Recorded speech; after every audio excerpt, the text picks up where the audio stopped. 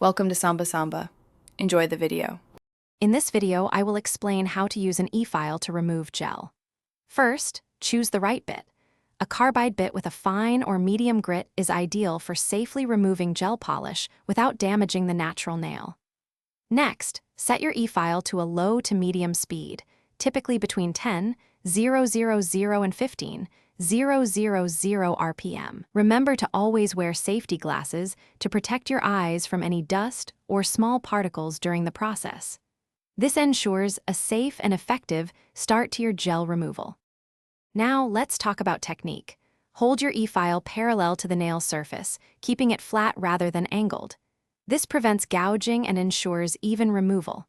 Apply light, consistent pressure, moving the bit smoothly across the nail in small sections. Avoid staying in one spot for too long to prevent heat buildup, which can be uncomfortable for your client. Gentle, controlled movements are key for a smooth and safe removal. As you file, constantly monitor your progress. Stop when you see a very thin layer of base coat remaining on the natural nail. This protects the nail plate from overfiling. Once most of the gel is removed, switch to a manual file or a buffer to gently smooth out any remaining product. Finish by applying a nourishing cuticle oil and a hydrating hand cream to rehydrate the nails and surrounding skin, leaving them healthy and ready for their next application. Safety is paramount when using an e-file.